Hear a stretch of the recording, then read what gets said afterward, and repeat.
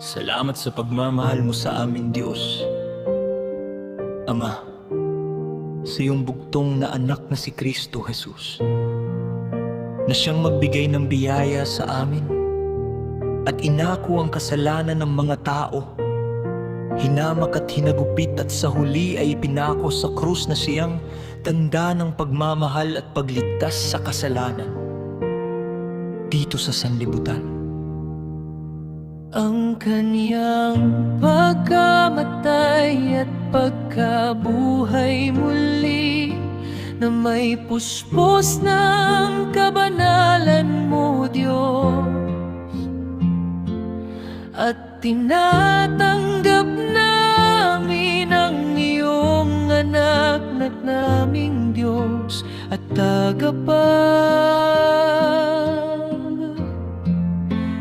ligtas sa kanyang banal na salita, ang pangangaral at pagpapakalat ng salita mo.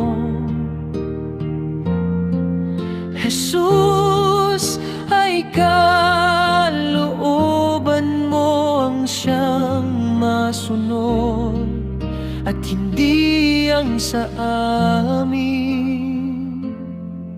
Ang iyong mga salita, Jesus, ay naway tuparin at isa puso ng bawat taong nananalig sa iyo.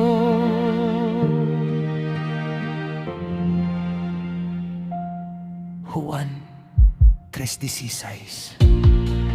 Sapagkat gayon na lamang ang pag-ibig ng Diyos sa sanlibutan, na ibinigay niya ang kanyang bugtong na anak, upang ang sino mang sumampalataya sa kanya ay hindi mapahamak, kundi magkaroon ng buhay na walang hanggan. Ito ay nagpapakita ng pag-ibig ng Ama sa pamamagitan ni Jesus. Juan 4:9. Dito nahayag ang pag-ibig ng Diyos sa atin.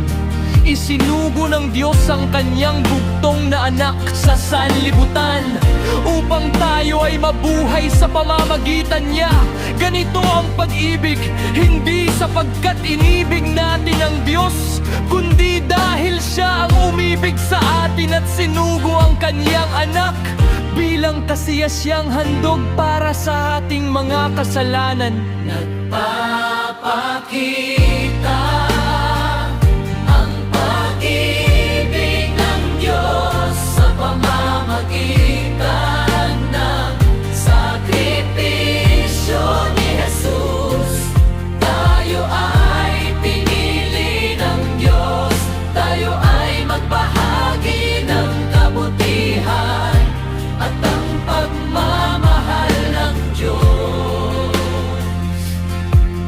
anumang pagsubok, kasama mo ang Diyos sa lahat ng laban natin sa buhay.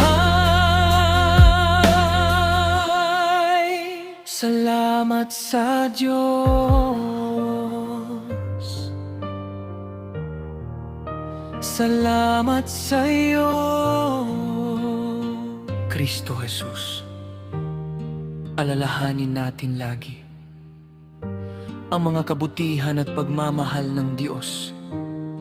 Alalahanin natin ang sakripisyo ni Kristo Jesus upang tayo ay maligtas sa kasalanan. Amen.